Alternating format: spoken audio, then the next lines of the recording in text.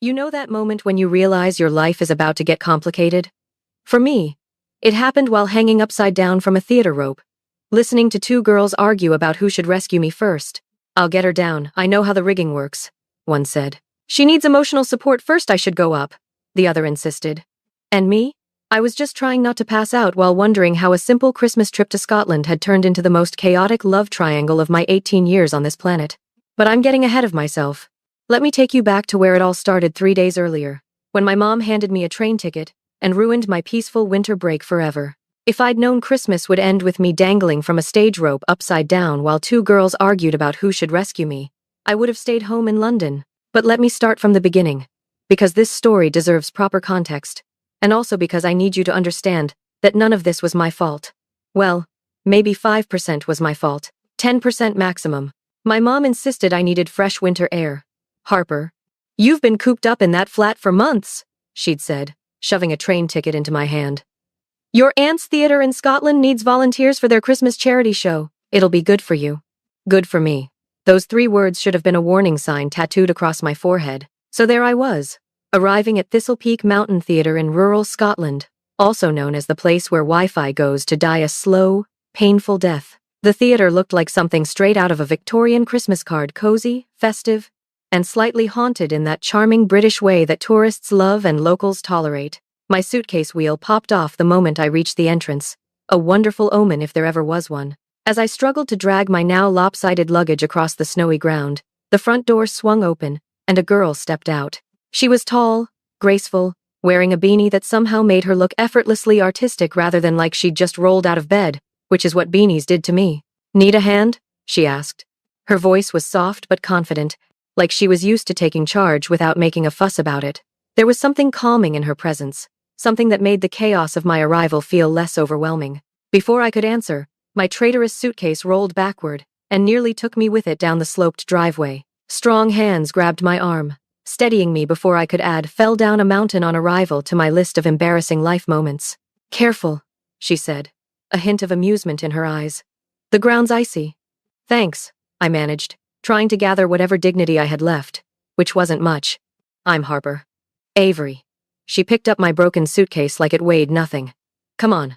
Let's get you inside before you freeze, or before your luggage stages a complete rebellion." I followed her through the heavy wooden doors, and immediately the warmth of the theater wrapped around me like a hug. The interior was everything I'd imagined, and more props scattered everywhere. Tinsel hanging from ancient wooden beams, cardboard elves propped against walls and glaring at me with their painted eyes. The theater was buzzing with activity. People rushed back and forth carrying costumes, set pieces, and what appeared to be an alarming number of fake snow machines. "We're prepping for the Christmas charity show," Avery explained, noticing my wide-eyed stare. "It's organized chaos, but it works. Usually." "What do you do here?" I asked. "I'm the stage manager's daughter, so I basically do everything."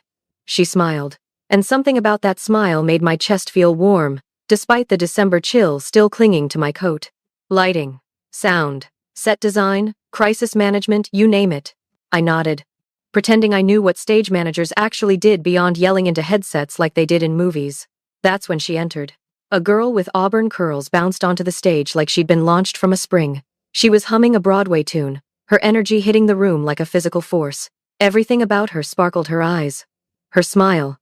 The way she moved like the world was her personal stage. "That's Luna," Avery whispered, and I caught something in her tone I couldn't quite identify. "Our lead actress." "She's a lot." Luna spotted me instantly, as if she had radar for new people.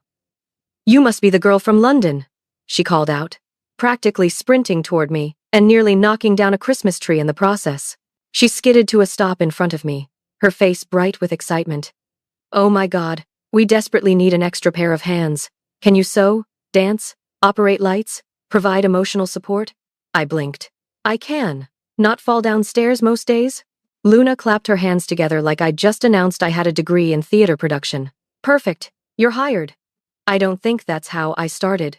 But Luna had already grabbed my arm and was pulling me toward the stage. Avery caught my eye and mouthed, "Sorry," before following us with my suitcase. The next hour passed in a blur. Luna gave me the world's fastest theater tour while simultaneously practicing her lines, doing vocal warm-ups, and critiquing someone's prop placement. The girl did not stop moving or talking. It was like watching a hurricane with perfect hair. "And this is where the magic happens," Luna announced, gesturing dramatically at the stage. "Well, where the magic will happen once we fix the lighting, repair that curtain, and convince the snow machine to stop making that horrifying grinding noise." "Sounds magical," I offered. She beamed at me like I'd said something profound. Eventually, Avery managed to extract me from Luna's enthusiastic clutches and guided me up a narrow staircase to the theater's attic, where apparently I'd be staying. "Sorry, it's cold," Avery said, opening the door to a small but cozy room with sloped ceilings and a window overlooking the snow-covered mountains. "The heating here is older than the Queen." Was older than the Queen? I never know the proper tense for that now. I laughed. "It's fine. I once survived a winter in my school library, because they refused to fix the radiators. This is luxury compared to that." Avery laughed too, soft and genuine, and I felt that warmth in my chest again. "Get settled. Rehearsals start in 20 minutes. And trust me, you'll want to be mentally prepared." She wasn't wrong. Rehearsals began with what I assumed would be me quietly moving props in the background. Luna had other plans. "Harper, perfect timing," she shouted the moment I appeared. "I need someone to help me practice my dramatic fainting scene." Before I could decline or even process what was happening, Luna swooned backward into my arms like a Victorian heroine who'd just received devastating news via telegram.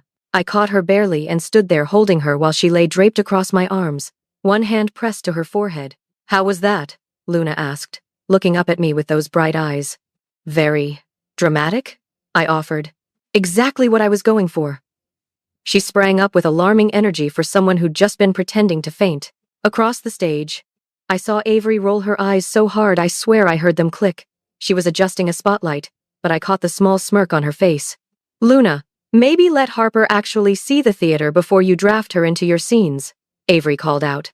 "But she's perfect for emotional consistency," Luna protested, linking her arm through mine. "I need her energy nearby." I had no idea what emotional consistency meant, but apparently I was providing it now. Avery walked over and handed me a headset. "If she gets too much," she whispered, leaning close enough that I caught the scent of pine and something sweet. "Press this button, and I'll come rescue you." "Like a Christmas superhero," I whispered back. "Exactly," she smirked, and my traitorous heart did a little flip.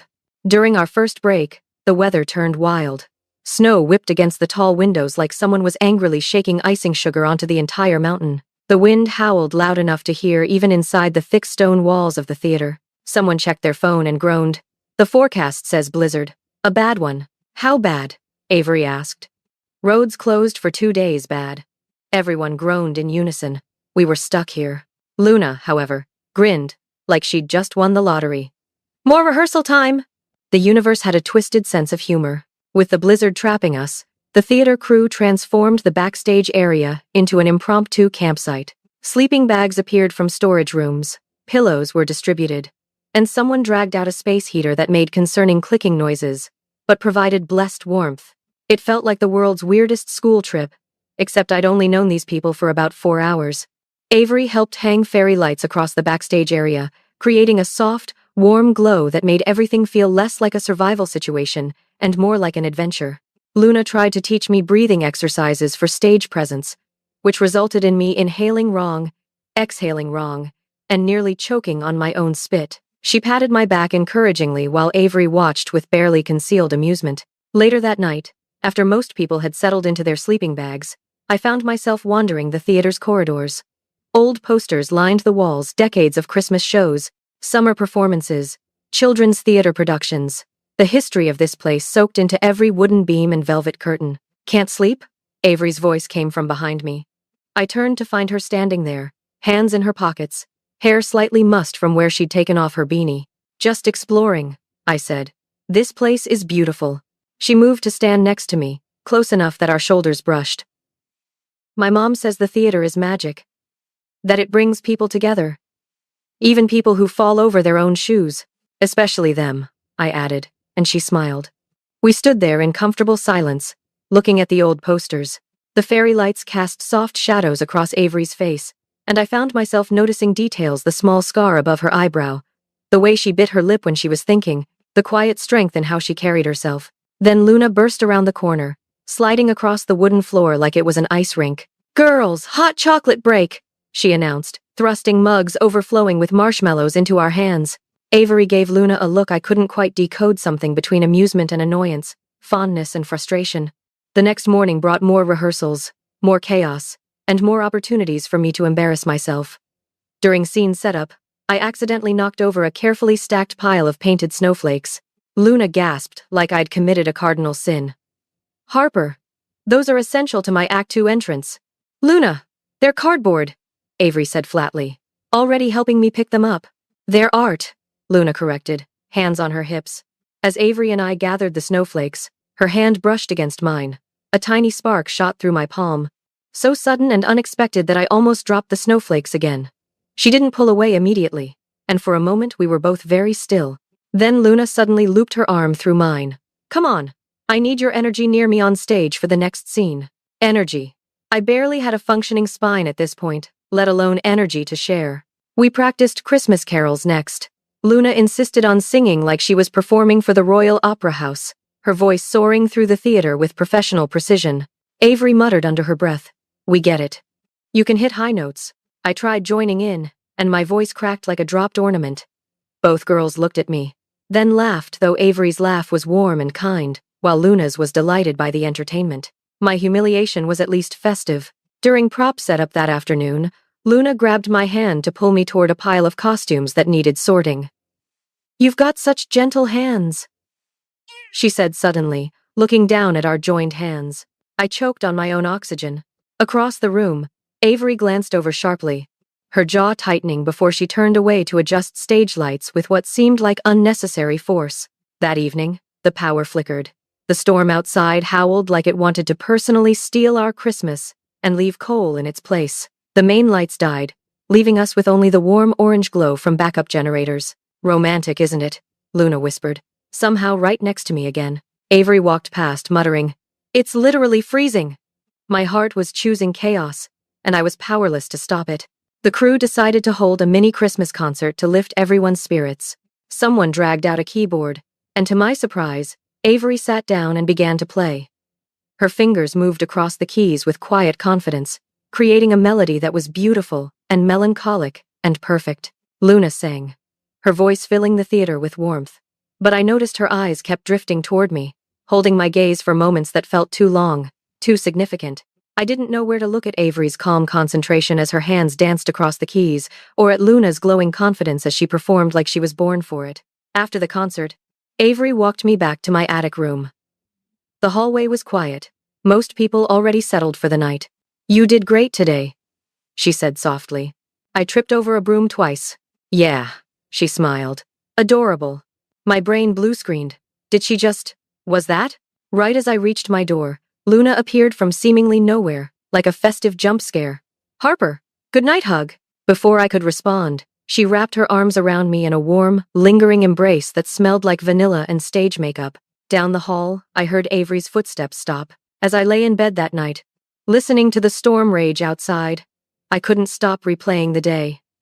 Avery's quiet warmth, her gentle touches, the way she looked at me when she thought I wasn't paying attention. Luna's overwhelming charm, her bold affection, the way she seemed to light up every room she entered, and me, right in the middle like the Christmas turkey nobody asked for. Tomorrow, I thought as sleep finally pulled me under. Tomorrow things would surely calm down. I had never been more wrong about anything in my life. Morning came far too quickly, announced by a soft knocking on my attic door that pulled me from dreams I couldn't quite remember but knew involved stage lights and auburn curls and quiet smiles. "Harper?" Avery's voice filtered through the old wood. "Rehearsals start in 10 minutes. Luna's already warming up her everything." "Ha!" I groaned, rolled off the bed, and promptly fell onto the floor like a snowman losing structural integrity. "Grace. Thy name is not Harper." By the time I made it downstairs, Luna was indeed warming up, doing dramatic stretches in the middle of the stage, like she'd been personally summoned by a West End director in her sleep. "Harper, come warm up with me," she called, waving enthusiastically. Avery intercepted me, pressing a mug of hot tea into my hands. "She'll survive 2 minutes without you. I swear, you're trying to keep us apart."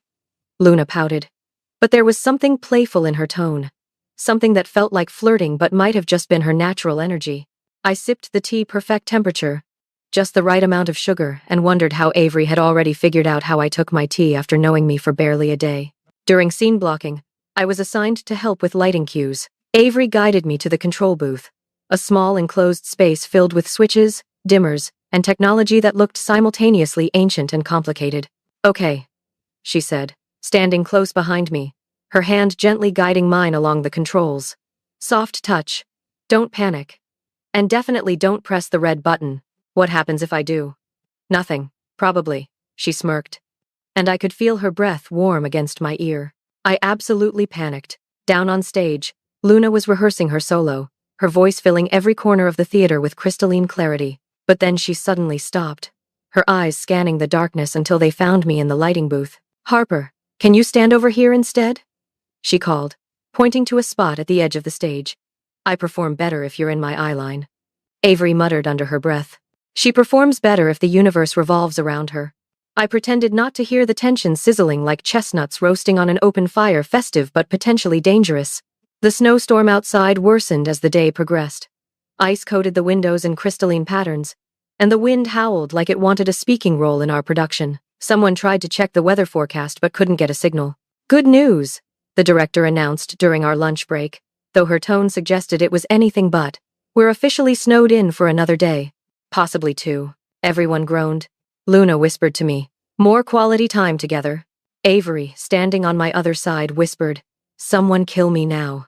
We took our break in the costume room, which was basically Narnia but with more sequins and a disturbing smell of mothballs and old velvet. I tried on a Christmas elf hat as a joke, and Avery actually giggled, a sound so unexpected and genuine that it made my heart stutter. "You look like a confused Christmas intern," she said, adjusting the hat on my head with gentle fingers. Before I could respond with something undoubtedly awkward, Luna snatched the hat and placed it back on my head herself, her fingers brushing through my hair in a way that felt intentional. Avery's smile faded like someone had flipped a switch. While helping organize costumes, a task that somehow required 3 people according to Luna, she kept accidentally brushing against me. Every time she reached for a hanger, her shoulder pressed against mine. Every time she passed me a costume piece, her fingers lingered just a moment too long. "Sorry. Gosh, these coat hangers are dangerous," Luna said after the 5th accidental touch. Avery muttered from across the rack, "Sure. Blame the hangers." I wanted to sink into the costume rack and live there forever, hidden among the moth-eaten Victorian dresses and questionable pirate costumes. When we returned to the main hall, Avery was setting up microphones for an afternoon rehearsal. She handed me a spare. "Mind helping?" Luna swooped in like a Christmas hawk spotting prey. "Actually, I need her for vocal support during my next number." Avery raised an eyebrow. "Vocal support?"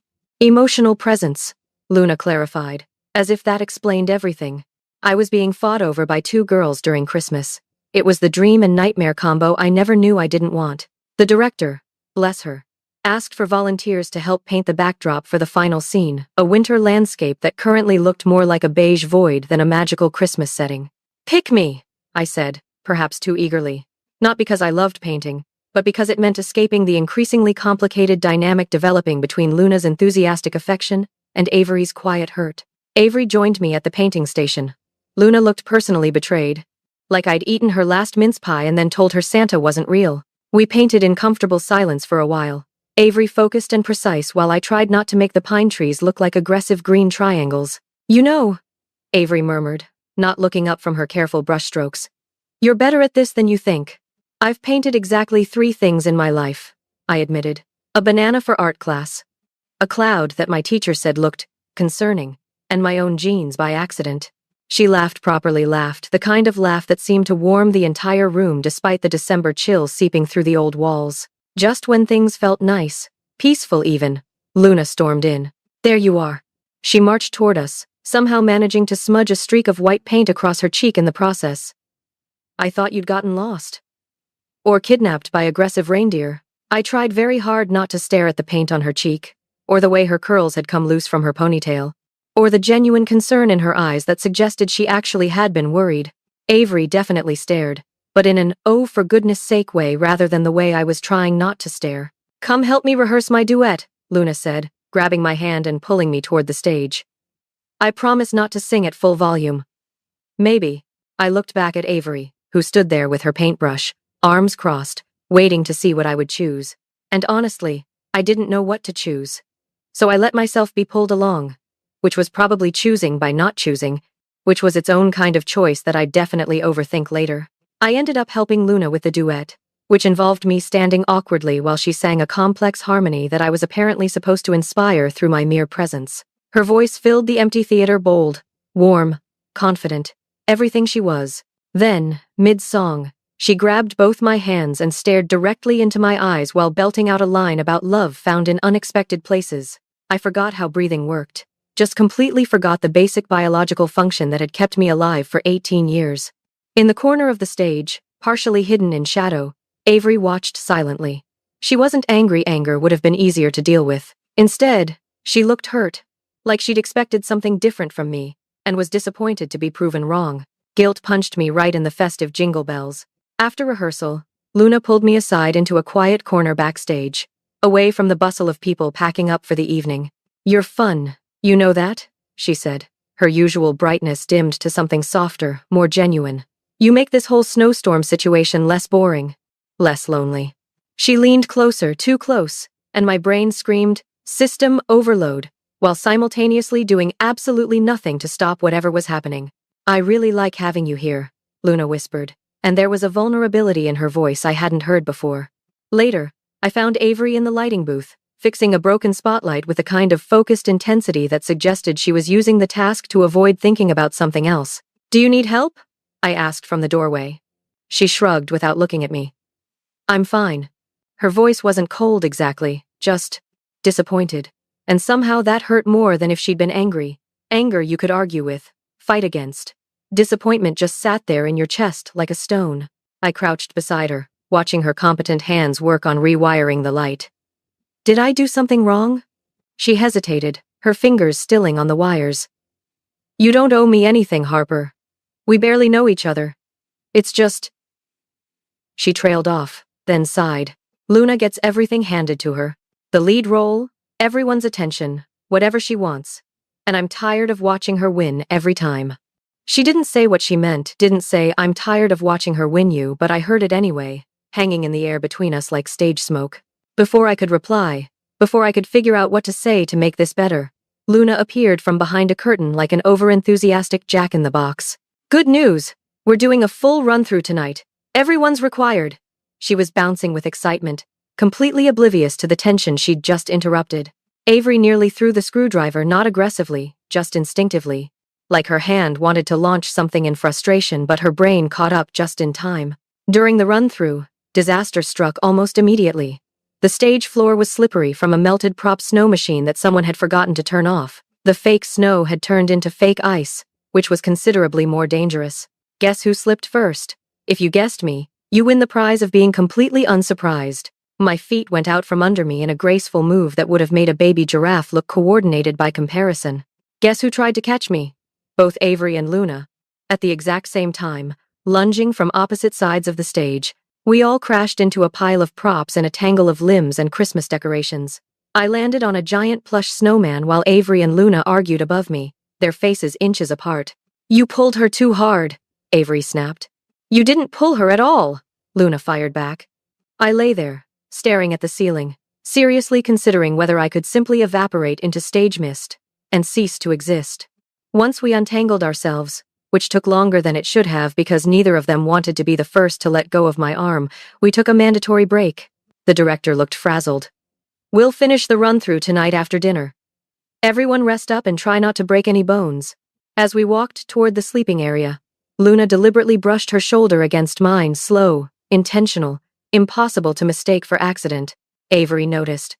Of course she noticed. Then Avery gently touched my arm, guiding me around a pile of props I hadn't seen in the dim hallway lighting. Luna noticed. Of course she noticed. My heart was doing the Macarena while my brain screamed for mercy. By evening, the blizzard sounded like a vacuum cleaner having an aggressive argument with the entire mountain. Inside, everyone rushed around preparing for the final run-through, the energy frantic and slightly desperate. I felt both Avery and Luna orbiting around me like two different weather systems competing for the same atmospheric space. And I was the low-pressure system in the middle, apparently. While adjusting props backstage, Luna grabbed my wrist softly. "Walk with me," she asked. And there was something nervous in her voice that was very unlike Luna, who approached everything with the confidence of someone who'd never been told no in her entire life. I nodded, mostly because she looked genuinely uncertain, and that vulnerability made it impossible to refuse. She brought me to a quiet corner backstage, where the Christmas string lights cast everything in a warm, golden glow that felt like being inside a snow globe.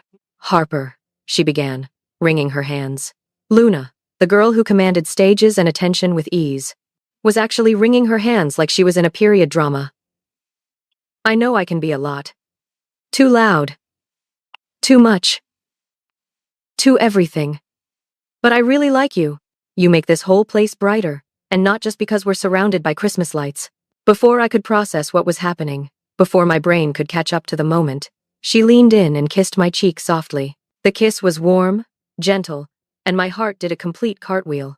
Just as Luna stepped back, just as I was trying to remember how words worked, someone dropped a prop behind us. The crash echoed in the quiet space. We turned.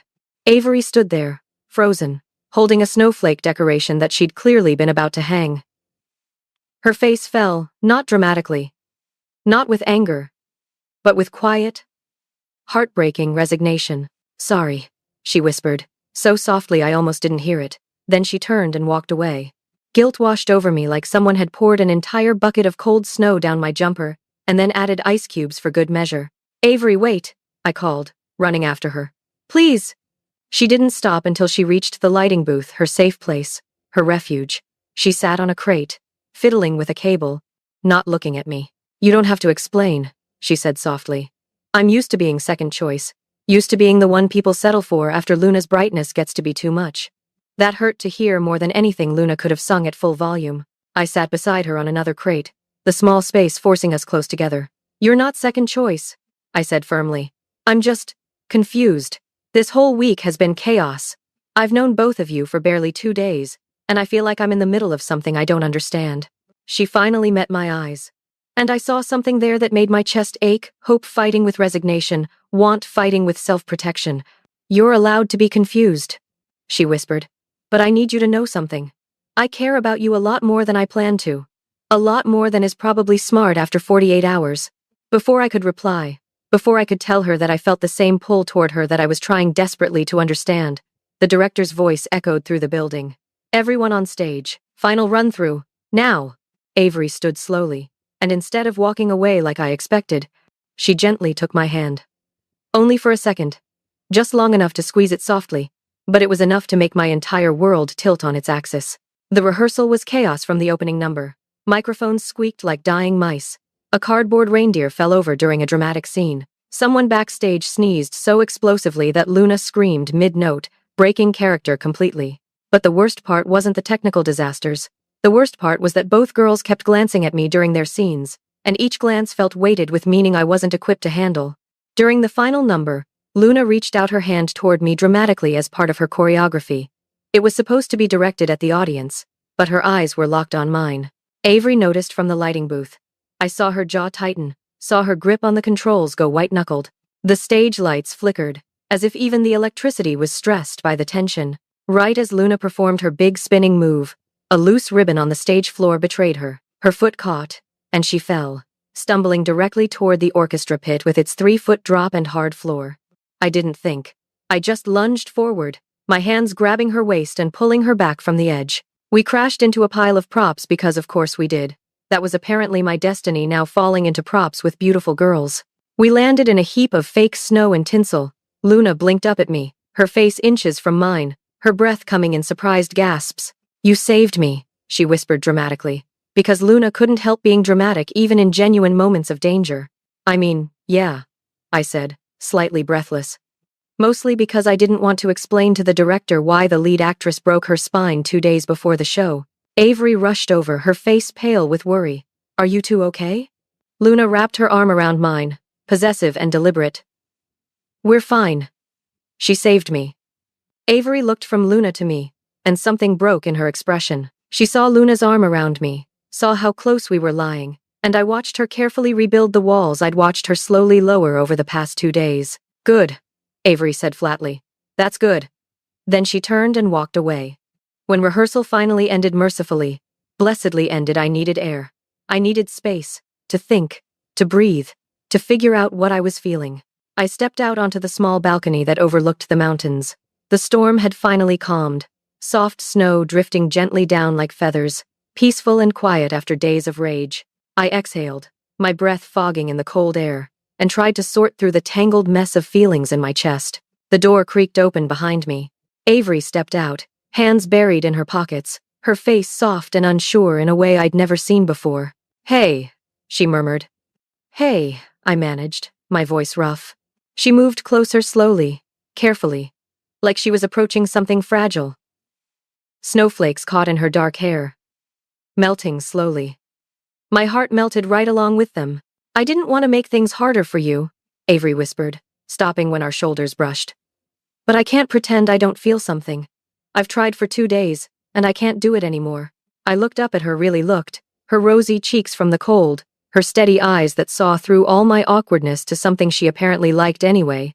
The quiet strength in how she stood there, being vulnerable despite every instinct probably telling her to protect herself. In that moment, standing in the softly falling snow with the warm light from the theater spilling onto the balcony, I knew exactly what I wanted. And before I could overthink it, which I always did, I leaned in. She leaned in too, meeting me halfway. We kissed.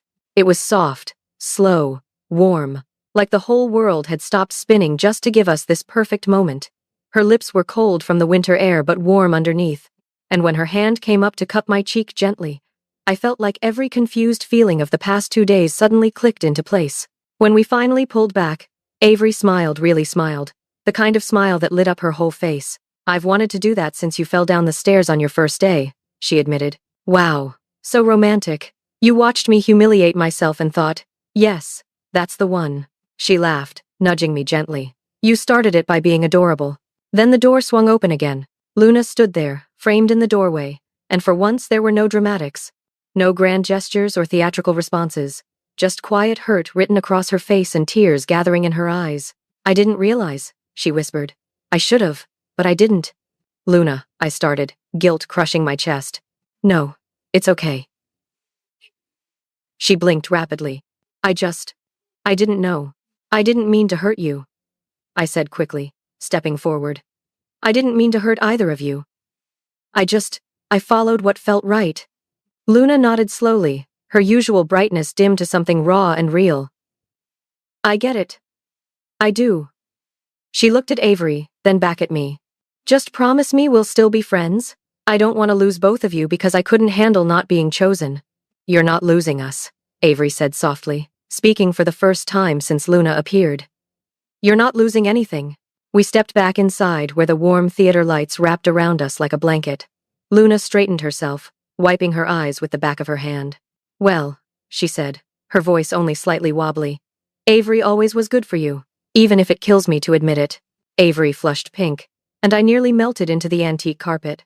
"I called dibs on being the fun aunt in whatever future chaos you two cause," Luna added, and there was a ghost of her usual smile trying to break through the hurt. Avery laughed softly. "Deal." Later that evening, the cast gathered for a mini Christmas celebration since the actual performance had been postponed due to the storm. Fairy lights twinkled everywhere, hot chocolate steamed in mismatched mugs, and someone played "Last Christmas" on the old keyboard with questionable enthusiasm but genuine joy. For once, everything felt peaceful. Avery sat beside me on the edge of the stage, our legs dangling over the side. Luna plopped down on my other side after a moment's hesitation, nudging me with a weak but genuine smile. "So," Luna said, "are we good?" "Are we?" I asked carefully. She sighed. "We will be. It hurts right now, I'm not going to lie. But I'd rather have you both as friends than lose you completely because I'm too proud to accept that you chose each other." Avery reached across me to squeeze Luna's hand briefly. "Thank you." Luna squeezed back. "Don't make me regret being mature about this." "Wouldn't dream of it," Avery said with a small smile. We sat there together, 3 girls who'd gotten tangled up in unexpected feelings during an unexpected snowstorm, trying to figure out how to move forward without losing what mattered. As midnight approached, we stepped outside one final time. The storm had completely passed, leaving behind a world transformed by snow. The sky was clear and full of stars, more stars than I'd ever seen in London, stretching across the darkness like scattered diamonds. Avery wrapped her scarf around my neck without asking, because she was absolutely right that I would have forgotten I was cold until I was already freezing. You know me too well for someone I've known for 2 days, I said. Some people you just understand, she replied softly, taking my hand. Luna stood slightly apart, looking up at the stars, and I reached out my other hand to her. She hesitated, then took it. The three of us connected under the vast winter sky. This is weird, right? Luna asked. This whole situation? Extremely weird, I agreed. But good weird, Avery added. Eventually. Luna laughed, and it sounded almost genuine. Yeah, eventually. Standing there in the quiet aftermath of the storm, I realized that Christmas at Thistle Peak Mountain Theater hadn't gone anything like I expected. I hadn't become a star. I hadn't mastered lighting controls or learned to sing on key. I hadn't stopped falling over props or making a fool of myself. But I'd found something better, something real. I'd found people who saw me really saw me, clumsiness and awkwardness and all, and chose me anyway. I'd found Avery, with her quiet strength and gentle hands and the way she made me feel steady even when everything was chaos.